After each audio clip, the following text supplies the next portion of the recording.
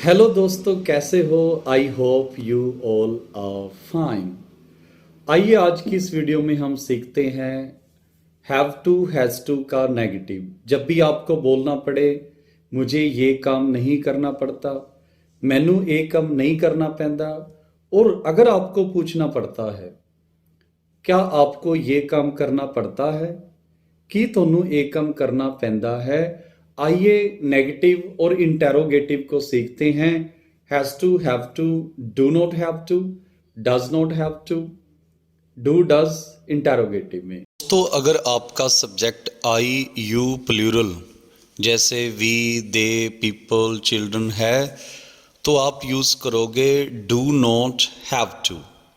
जैसे मुझे पैदल नहीं चलना पड़ता, मैनू पैदल नहीं चलना पैंदा।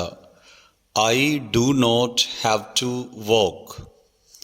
मुझे सुबह जल्दी नहीं उठना पड़ता, मैनू सवेरे जल्दी नहीं उठना पैंदा।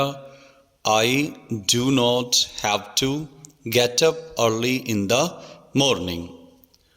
उनको बाज़ार नहीं जाना पड़ता, उन्हां नूं बाज़ार नहीं जाना पैंदा।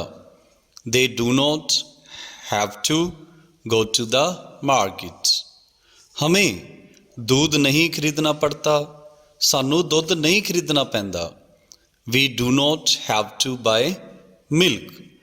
बच्चों को बस का इंतज़ार नहीं करना पड़ता, बच्चों नूं बस का इंतज़ार नहीं करना पैंदा। Children do not have to wait for the bus. लोगों को लैटर नहीं लिखने पड़ते, लोकां नूं लैटर नहीं लिखने पैंदे। People do not have to write letters. लड़कियों को भेदभाव का सामना नहीं करना पड़ता, लड़कियां नूं भेदभाव का सामना नहीं करना पैंदा। Girls do not have to face discrimination. तो अगर आपका नाउन प्रनाउन सिंगुलर है जैसे ही शी राम श्याम सोनिया सिमरन राहुल तो आप यूज़ करोगे डज नॉट हैव टू। जैसे उसको पैसे खर्च नहीं करने पड़ते, उन्हों पैसे नहीं लगाने पैंदे। She does not have to spend money. उसको खाना नहीं बनाना पड़ता, उन्हों खाना नहीं बनाना पैंदा। He does not have to make food. Ram को दूध नहीं खरीदना पड़ता, राम नू दुध नहीं खरीदना पैंदा। Ram does not have to buy milk. Sonia को सब्जियां नहीं खरीदनी पड़ती, सोनिया नू सब्जियां नहीं खरीदनियां पैंदियां। Sonia does not have to buy vegetables. Rahul को सुबह जल्दी नहीं उठना पड़ता, राहुल नू सवेरे जल्दी नहीं उठना पैंदा। Rahul does not have to get up early in the morning. आइए दोस्तों, अब हम प्रैक्टिस करते हैं हैव टू का इस्तेमाल क्वेश्चन मार्क में।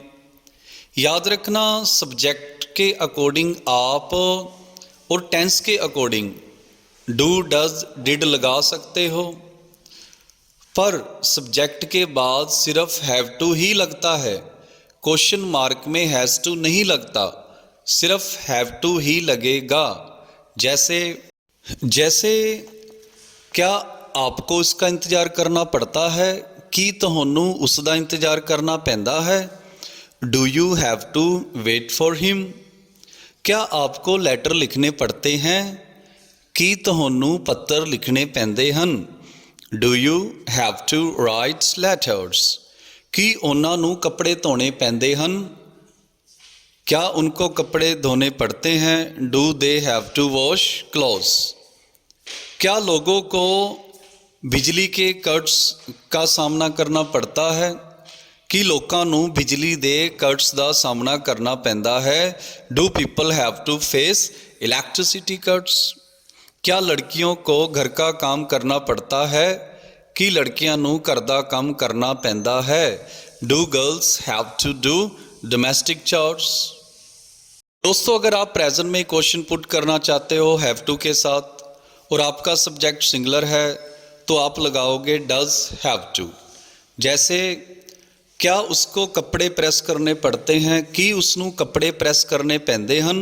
Does he have to iron clothes. क्या उसको पोचा लगाना पड़ता है, कि उसनू फर्श ते पोचा लाना पैंदा है।